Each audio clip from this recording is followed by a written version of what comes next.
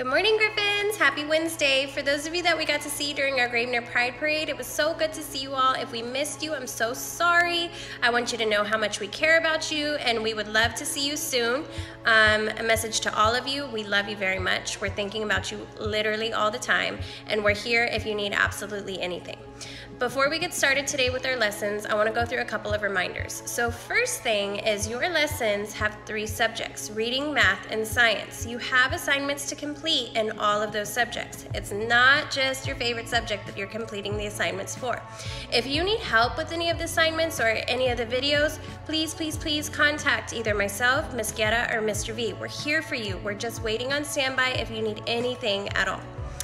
The videos are getting a little bit longer, so you can take breaks in between videos or in between subject areas. Just know that we're going to be on the lookout for all of your assignment completion the very next day. Before we get started, I wanted to give you a little bit of a surprise.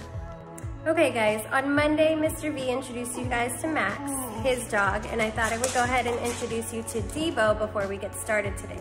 So right now he's here crying because he wants the cheese that I'm hiding behind his back, but I'm gonna see if he will say hello. Debo, say hi, Papas. Say hi. Say hi. Lay down. Can you lay down? Lay down. Good boy. Today we're going to start with science.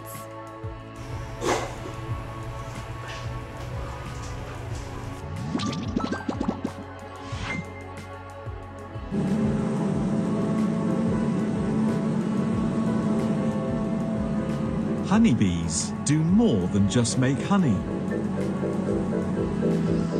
They play an important role in our food chain. It is estimated that 1/3 of the food we eat is pollinated by bees.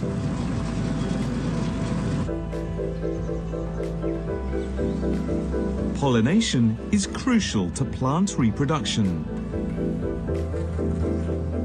But millions of honeybees are dying every year.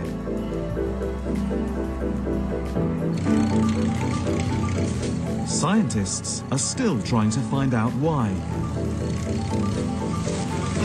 There's some evidence the bees are being harmed by pesticides used by farmers. If honeybees disappear completely, we would have to pollinate the plants by hand, an almost impossible task. So we rely on the honeybees for our survival.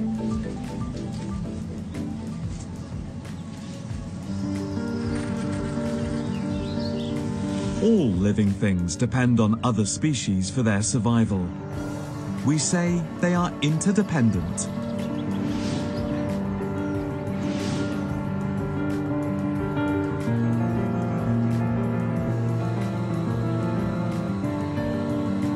Interdependence means we have to protect everything in our environment, because harming just one organism can affect so many others.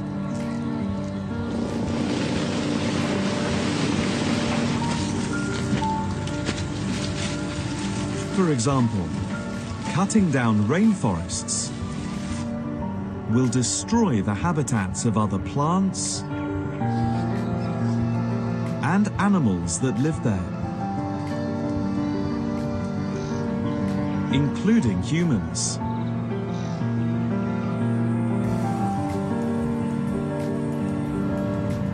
Litter thrown away in the street can wash away into streams and end up in the sea. It can pollute water and kill marine life. Other species that rely on these organisms for food may then start to decline. This could lead to fewer fish in the sea for us to eat. We need to protect the environment because we depend on everything in it for our own survival. Even tiny insects like honeybees.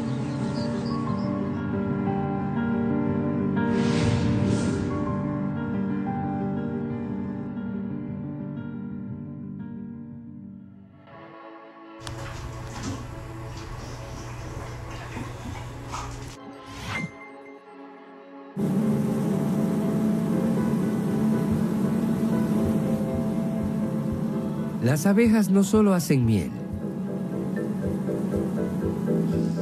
Tienen un rol importante en nuestra cadena alimenticia. Se calcula que una tercera parte de nuestros alimentos son polinizados por abejas.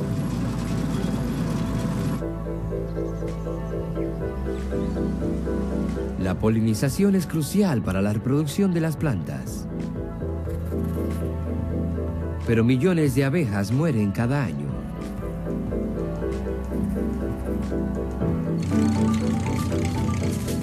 Los científicos siguen tratando de averiguar por qué. Hay evidencia de que las abejas están siendo dañadas por los pesticidas usados por los campesinos. Si desaparecen las abejas, tendríamos que polinizar las plantas a mano, una tarea casi imposible. Así que dependemos de las abejas para sobrevivir.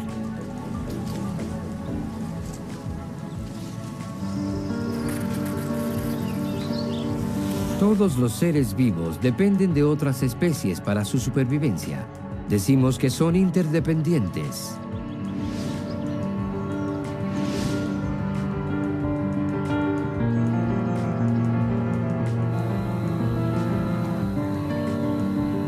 La interdependencia significa que tenemos que proteger todo lo que hay en nuestro medio ambiente porque dañar a un organismo puede afectar a muchos otros.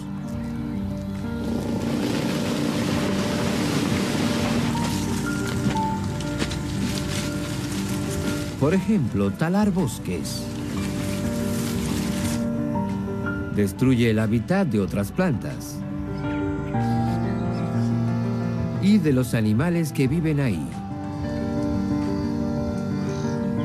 incluyendo a los humanos.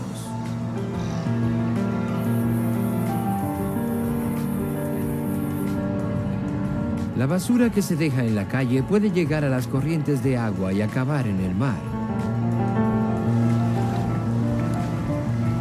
Puede contaminar el agua y matar la vida marina. Otras especies que dependen de estos organismos como alimento podrían empezar a reducirse. Esto podría llevar a que hubiera menos peces en el mar para nosotros comer. Tenemos que proteger el medio ambiente porque dependemos de todo lo que hay en él para nuestra supervivencia.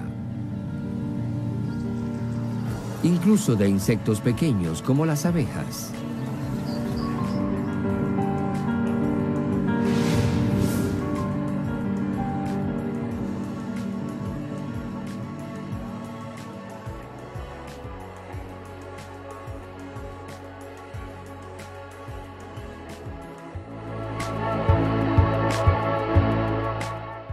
Okay, let's do a quick review of what we went over on Monday. So we talked about changes to the ecosystem, and there are different events that cause these changes. There are natural events like earthquakes, hurricanes, everything that we wrote down on our list, and then there are events that are caused by humans. So both of these events impact the environment. Sometimes it's in a negative way, sometimes it's in a positive way. One of the examples we talked about were forest fires. Now we know one of the negative impacts forest fires have on the environment is that it destroys the animals' shelter, it destroys a lot of their food source, and it sometimes eliminates some of the animals. But a positive impact would be that the trees break down and recycle nutrients back into the soil. Now today we're going to talk about what the animals living in that environment have to do when one of these events directly impacts the environment and their habitat that they're living in. So what I want you to do is either flip this page over that you already wrote on or get a new piece of paper, and our notes today are going to look like this.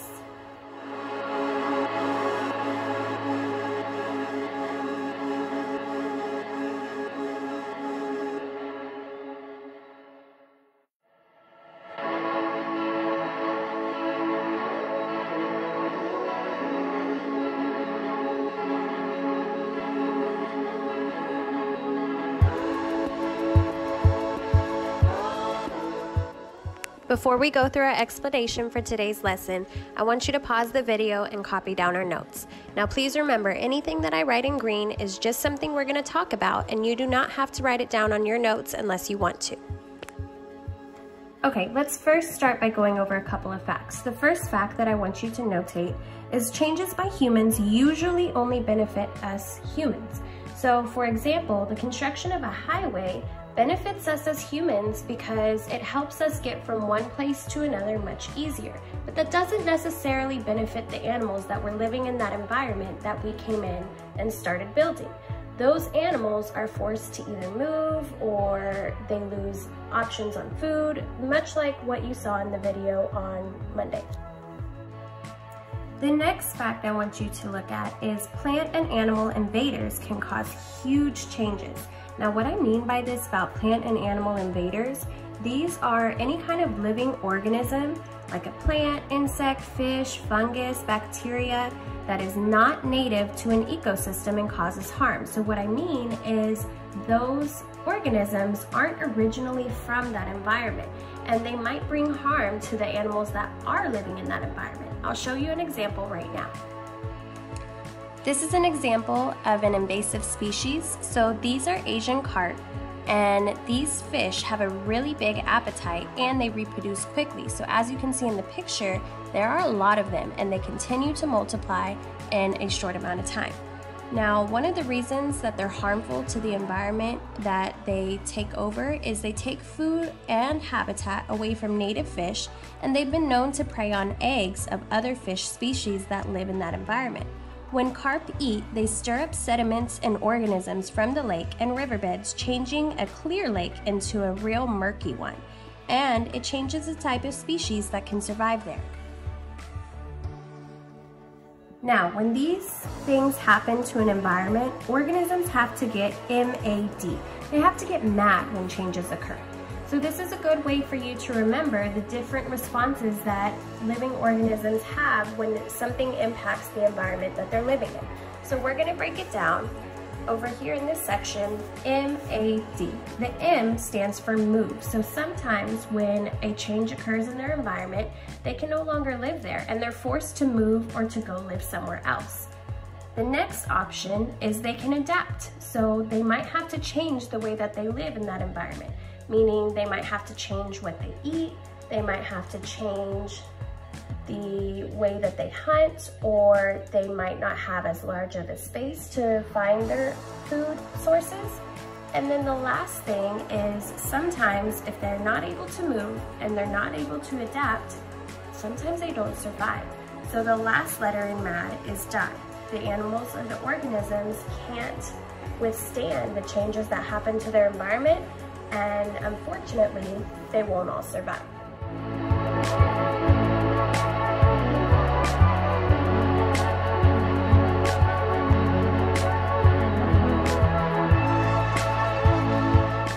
Cambios a los ecosistemas.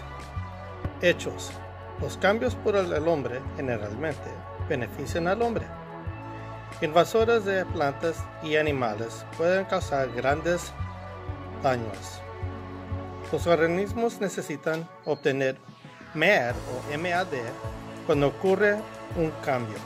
M refiere a moverse, B a otra parte, A adaptarse, cambia tu forma de vivir, y D, que es die en inglés, morir, no sobrevivas. Let's talk about a couple of situations where living organisms might have to get mad and react to different changes to their environment. If we were in class, I would give you these cards to discuss with your partner, but for now, I'm just going to go over them with you one by one. So the first one says, you are a rabbit that lives in the grassland. Your area has been in a drought for the past 6 weeks. Your food source is dying out. What can you do? Now, there are a couple different options, but for the rabbit, I would say that they should move to a new location to try to find a larger source of food.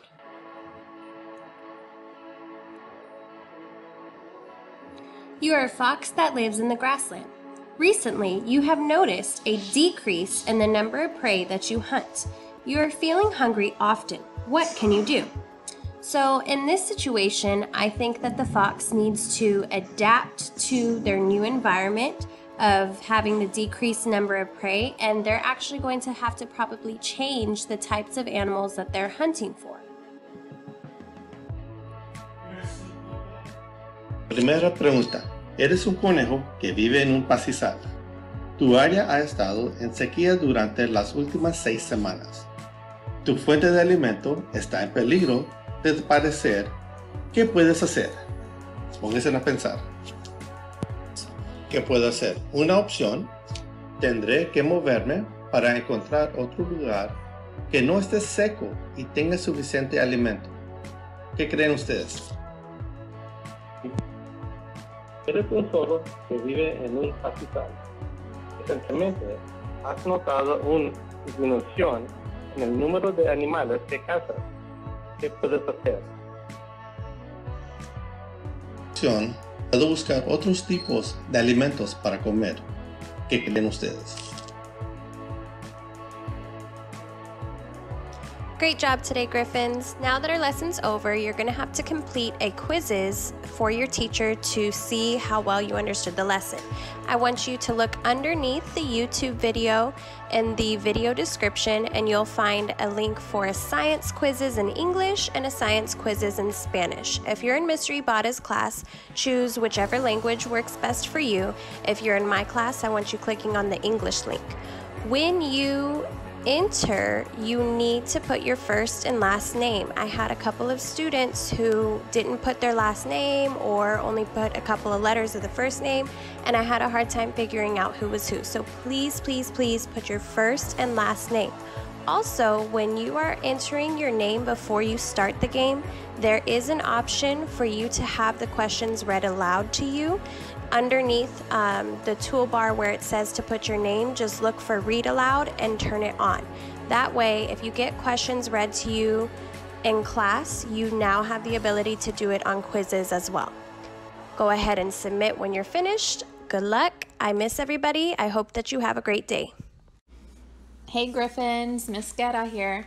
I wanted to introduce you to Daisy and Jack. So one thing that Mr. Villegas, Miss Broberg, and myself have in common is that we love dogs. So these are my two pups. Daisy's there on the left and Jack's is there on the right. If you happen to hear any barking in my videos or you hear a little running around, this is who you're hearing. I have heard from a lot of you. I've gotten text messages, I've gotten phone calls, I've gotten pictures of your assignments, and I just want to tell you that I am so proud of you. You all started very, very strong. You guys are showing us that you are taking your education seriously, and I just want to tell you I am overwhelmed. I am so proud of you, and I miss you very much. Before we get started, I want to make sure that you have submitted your answers from lesson 1 that was posted on Monday. Please make sure that your parents either text me a picture of your answers or send it through the Remind Me app, which most of your parents do have me on there. Please make sure you do that before completing this lesson. Okay, so yesterday we talked about imagery. Remember, imagery is when we're able to create a mental image in our head of what the author is saying. You also read in your reader's tips about figurative language, specifically similes and metaphors. You read about sound devices, being able to create rhythm and rhyme. And in yesterday's story, though, it wasn't a poem, it was actually a fiction story. So today, as you see on the screen, we're still going to be talking about figurative language. We're going to be talking about sound devices, only now it's going to be in a poem. Go ahead and open up your books to page 92. And I want you to go ahead and take a few minutes to read all the reader's tips. And then I'm going to point out a few key words. But first, I want you to pause the video and read this page.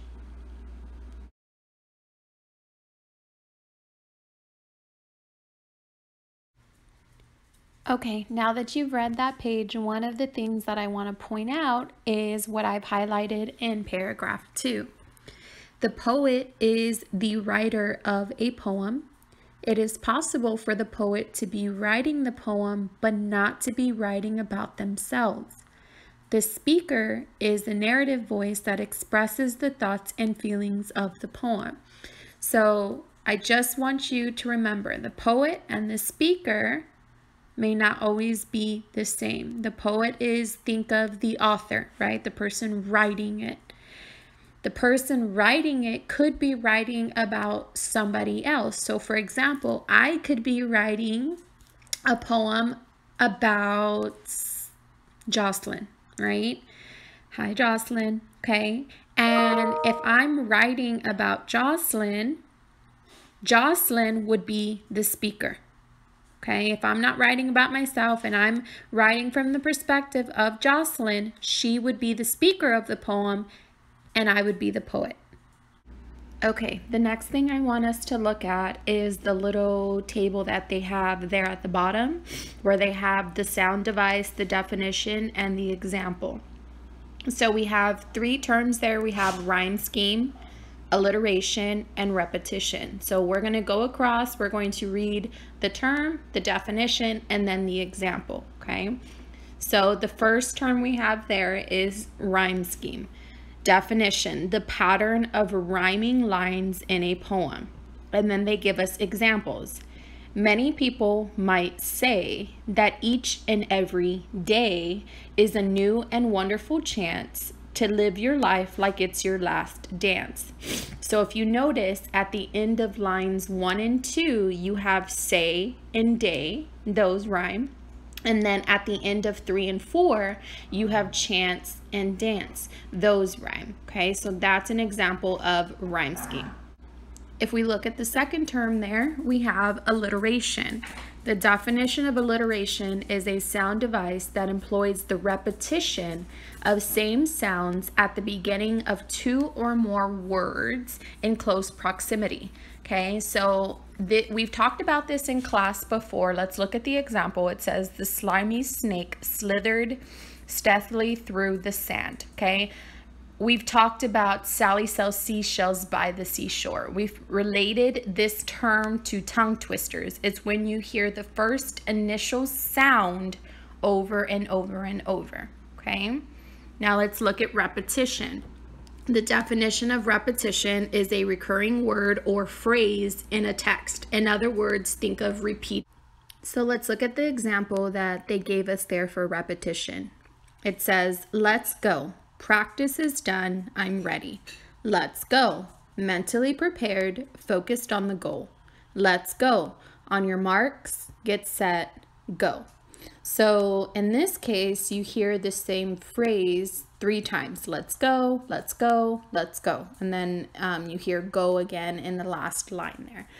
So I don't want you to get repetition and alliteration confused, because I do understand that in the definition of alliteration, you see the word repetition, right? And then repetition, you think of repeat. So in alliteration, I need you to remember that alliteration is repeating the same sound, whereas repetition is repeating the same word or phrases.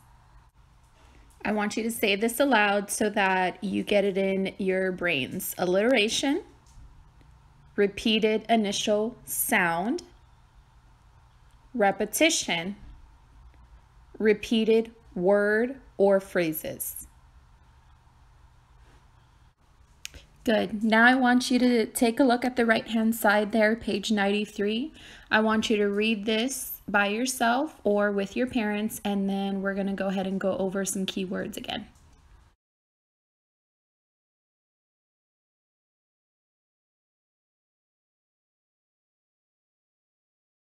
So we have some more figurative language. We have our first one there is simile. We already know what a simile is, but let's just review. The definition of a simile is a figure of speech in which 2 things are compared using like or as. We talked about this yesterday. On Monday in your lesson as well, and we've talked about it a lot in class. The example that they gave us is they fought like protective mama bears, okay? Also, let's go back to the one that we're most familiar with.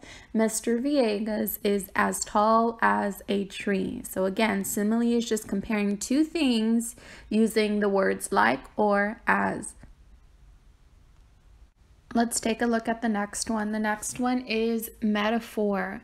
The definition of a metaphor is a subtle comparison in which words that are not intended to be interpreted literally are used to describe a person or an object.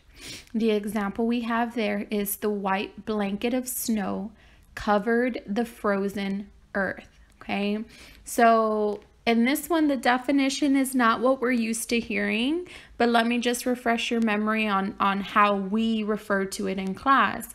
It is comparing things, saying one thing is another. So for example, in this case, they're saying the white blanket of snow. They're calling the snow a white blanket.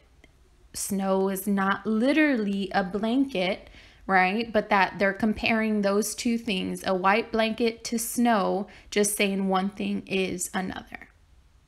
And the last one we have there is personification. The definition of personification is figurative language in which non-human things are represented as having human qualities. An example there is the wind screamed as it angrily swirled through the town.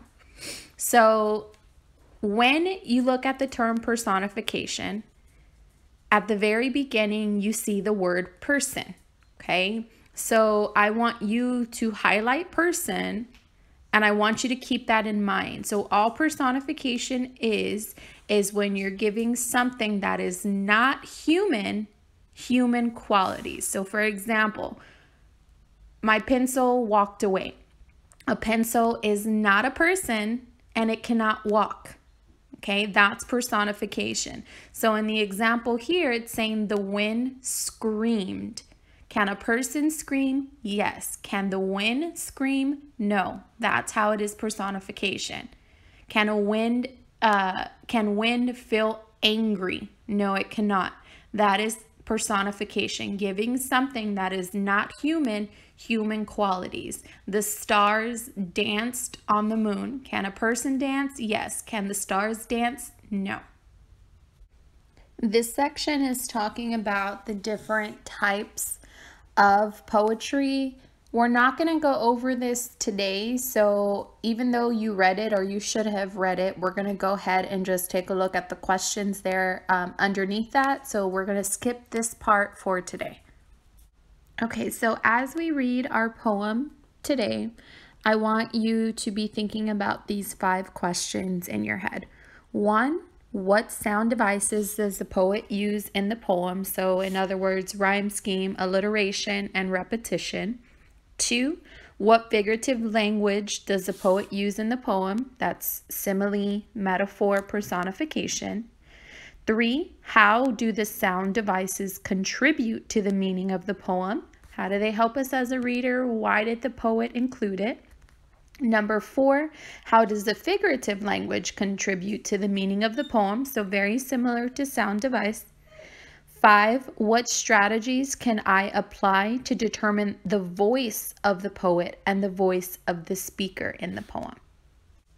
Although we've talked about these terms, it has been a little while, so I know that was a lot of information for you to take in and refresh your memory on. So if you need a break, I want you to go ahead and take a little break right now. If you need to go to the restroom, you need to get something to eat, something to drink, go ahead and take a break right now, and then we're going to get started on reading our poem, which is on page 94.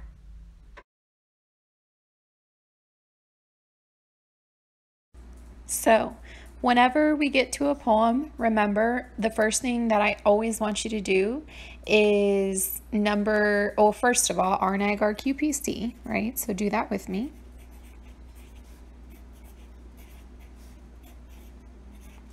NAG goes at the bottom. And the next thing I want you to do is number your lines and stanzas. So do that with me.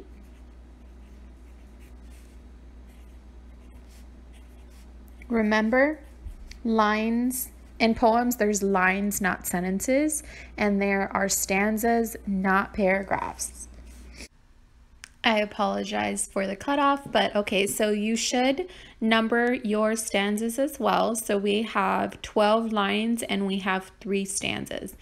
Again, I'm going to go ahead and do the first R with you, and then I expect you to do NAG R QPC, but I will be reading the questions to you just like I did on the first lesson, and I will be helping you with keywords. Okay, let's go ahead and do our first R. Freedom by Emerson Blake. Ideas take flight when we share what we know.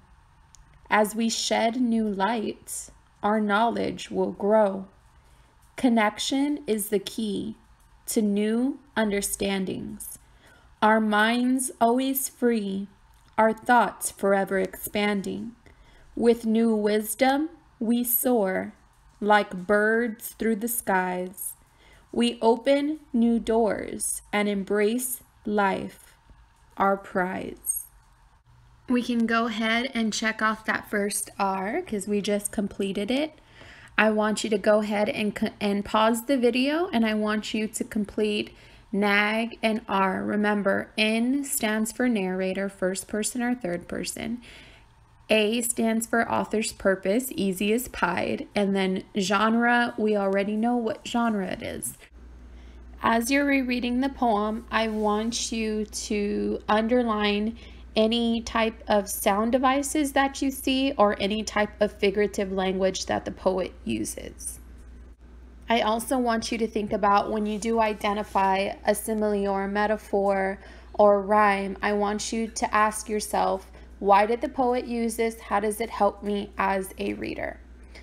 Pause the video, reread it, identify any type of sound devices or figurative language, and then we're going to get started on the questions.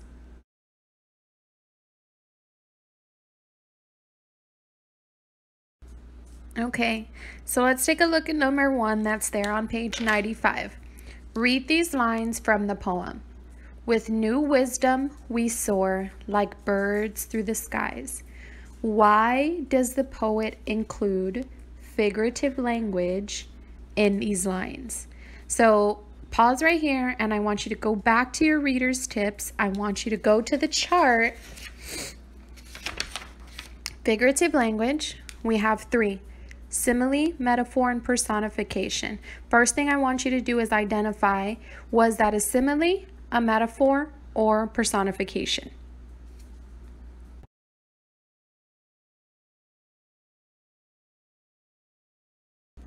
So these lines state, with new wisdom, we soar like birds through the skies. That keyword like should have helped you in identifying that it is a simile. So I want you to go ahead and label this simile. Now I'm going to read the answer choices, but I want you to go through the process of highlighting keywords, eliminating, finding your correct answer. Why does the poet include figurative language in these lines? A, to set the positive mood of the poem. B, to express the idea that knowledge leads to freedom. C, to explain that birds have great knowledge. D, to compare flying to knowledge. Go ahead and do the process of answering this question, and then we will move on to number 2. Let's take a look at number 2. Number 2, how does the rhyme scheme affect the poem? So you need to know 2 things. 1, what the rhyme scheme is, and 2, how does it affect or have an impact on the poem? But before you do anything or start answering the question, I want you to go back to your reader's tips, and I want you to read the definition again of rhyme scheme.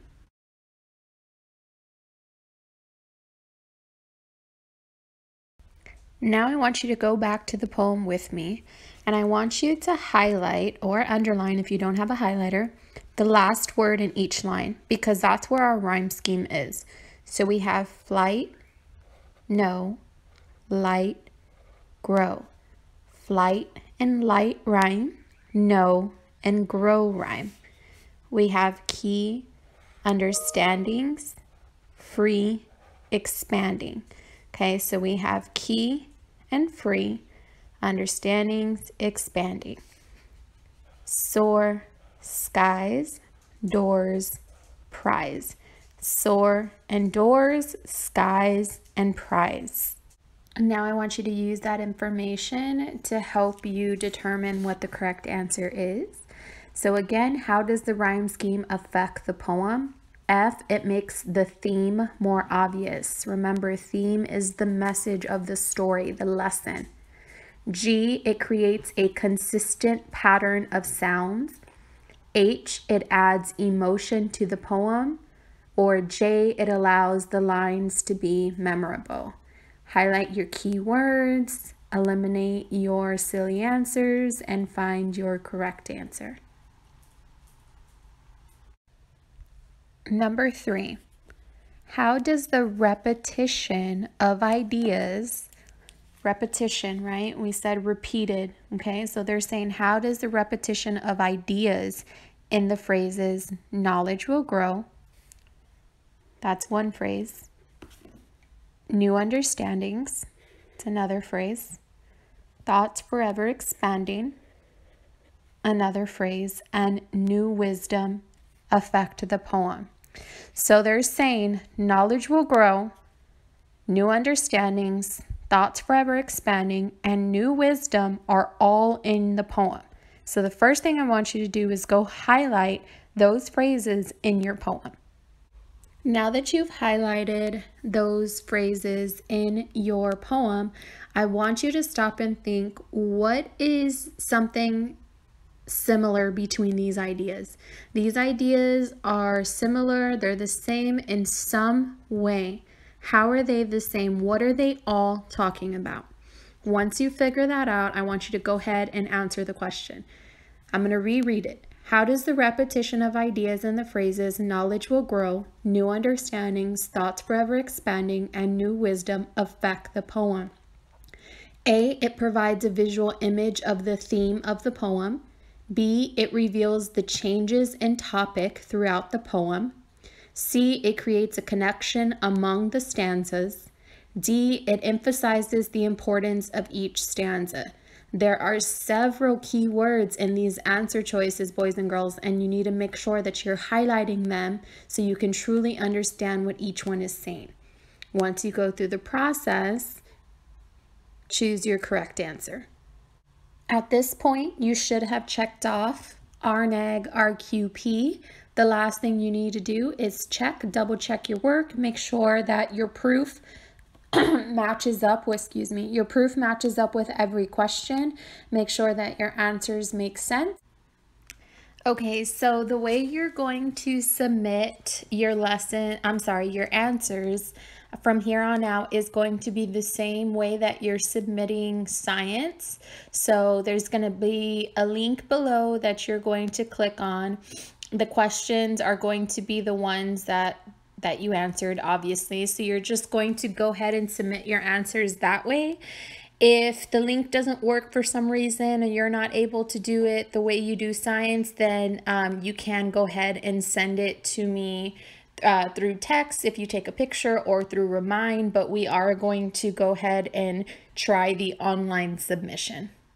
That's it for today's lesson. Another lesson will be posted on Friday. I hope you all are doing well and staying healthy. Miss you all. I have a huge smile on my face because you guys have been turning in amazing quality work.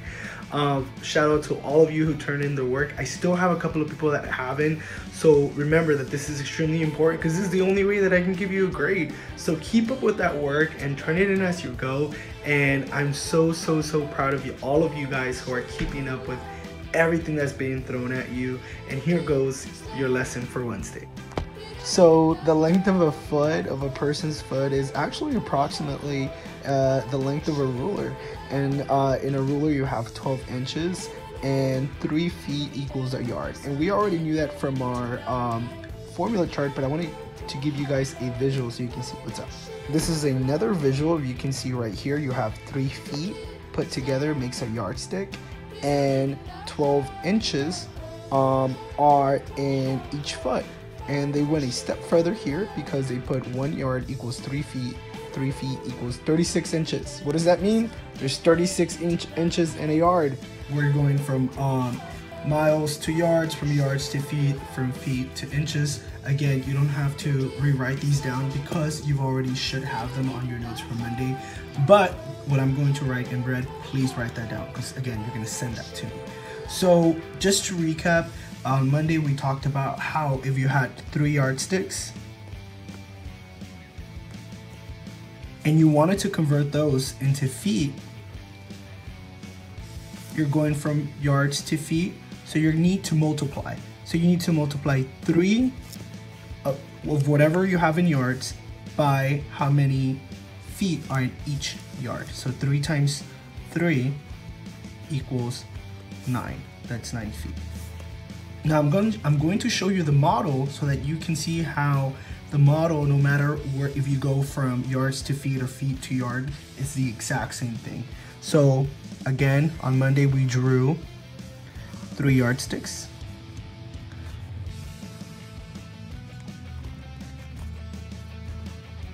And I made 3 groups of 3 because every single yardstick carries 3 feet. That's what my equation, my equation says, that for every single yardstick I get 3 feet. So that's 3, 6, 9, there it is. Now, if I wanted to go back, if I had a certain amount of feet, let's imagine that we don't know this. I just want you to see that this is the exact same thing. If I had 9 feet and I wanted to know how many yards I can make, or what is the distance of 9 feet in yards, then the model remains the same. You put those 9 feet into yards, look what happens. I'm gonna put those 3 of those together to make 1 yard. I'm gonna use another 3 to make 2 yards, and I'll make another 3 to make 3 yards. Now look at how these are similar. There's 1, 2, 3, 4, 5, 6, 7, 8, 9 feet in 1, 2, 3 yards. So what I did in this scenario is I took my 9 yards and I put them in groups of 3. So I divided them into groups of 3. So 3, 6, 9, 1, 2, 3. I wanted to divide 9, I was able to divide 9, have nothing left. So 9 feet equals 3 yards. Let's go ahead and work on this next one together. And here are a copy of those notes. So those of you that need to pause this slide so you can go ahead and copy those, please do so right now. Okay, so I'm going to give you a couple of examples. So follow along as best as you can. Again, if I'm going too fast, pause the video, take so that you can copy what I have so far, and then play again so that you can follow along. So I am going to try to convert 12 feet into yards. The question is, how many yards make up 12 feet, or how many 12 feet are in X amount of yards? If you look over here, we're going from feet to yards, so we're going backwards from what we were doing before when we were going from yards into feet. So what I need to do is I need to break these up. I need to break 12 feet into groups of 3. If I do that, I am going to be required to divide. So I am breaking my total up into 3s because there's 3 feet in each yardstick. 0 on top, 0 on the bottom. Every group, I get 12, 3, 6, 9, 12. It takes me 4 times to get there. 1, 2, 3, 4. There's no remainder. The answer is 4. 12 feet equals 4 yards. Now, if I wanted to check that work, I take my yardsticks,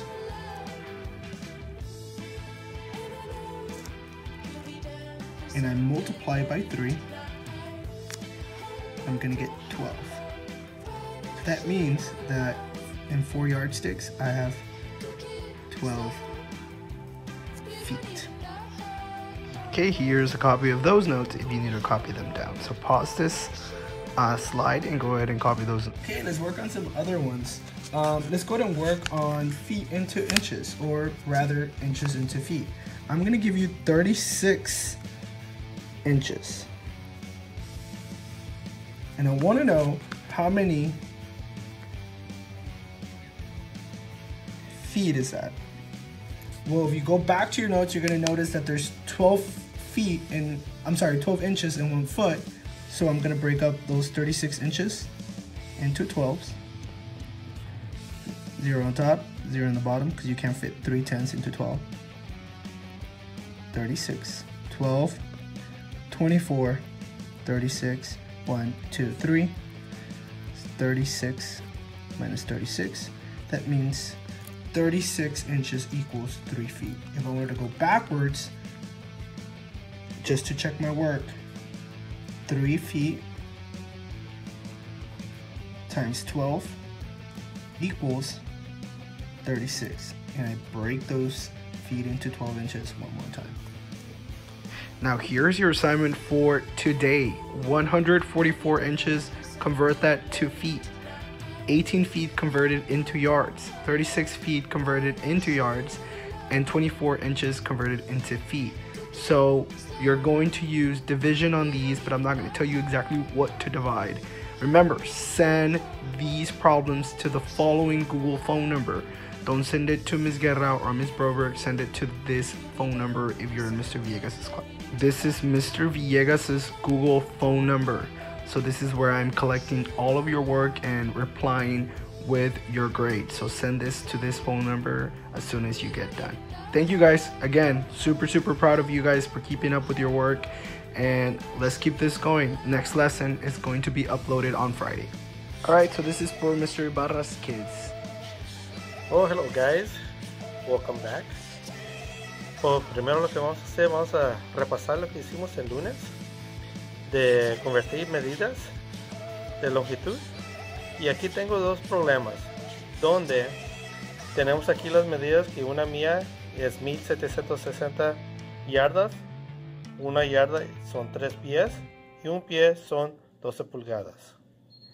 Si tengo aquí una mía es 1760 yardas, si tengo 3 mías, ¿cuántas yardas van a ser eso? Pues bonita, hay que multiplicar 1760 por 3 y con eso me saca 5280 yardas, y es lo que voy a escribir aquí. Ahora, si tengo 7 mías, ¿cuántas yardas van a ser ahí? Pues voy a multiplicar 1760 por 7 y con eso me va a sacar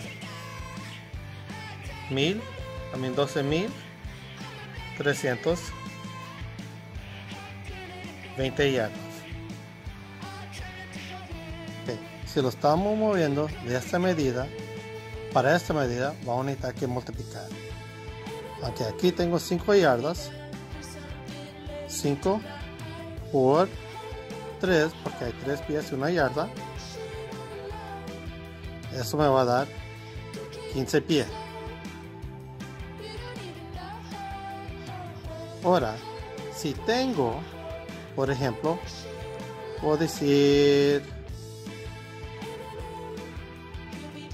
14 pies, ¿cuántas pulgadas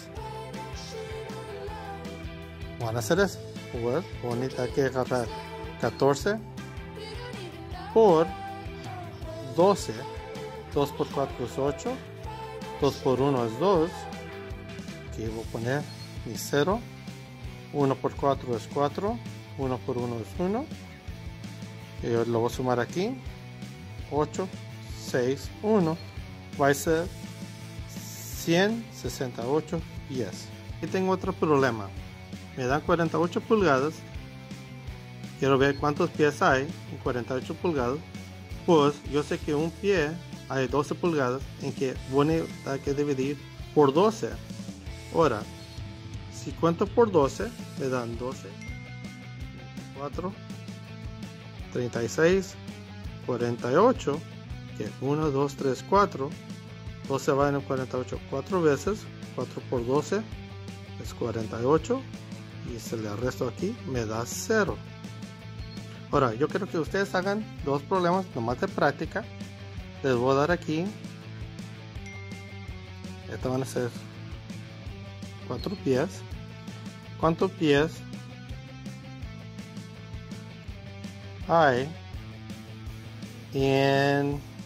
traten de 54 pulgadas?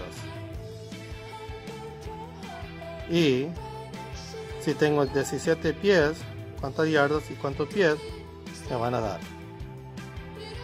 Estos problemas no son muy difíciles, pero más son para que practiquen, porque la tarea del lunes eran de multiplicar y hoy estamos dividiendo. Y buena suerte y ojalá que lo vemos bien enseguida. Adiós. Alright, Mr. Ibarra's kids, you will also have to do these following problems. Go ahead and text them to the following number. You have to convert 144 inches into feet. The inches son las pulgadas and the feet are the pies. So 144 pulgadas a pies, 18 pies a yardas y 36 pies a yardas y 24 pulgadas a yardas. Se lo van a mandar a este número. Alright, Mr. Ibarra's kids, you have to send your work a picture to as a text message to Mr. Ibarra at 210-802-6944. Estudiantes de la clase de Mr. Ibarra tienen que mandar foto de su trabajo al número 210-802-6944. Adiós.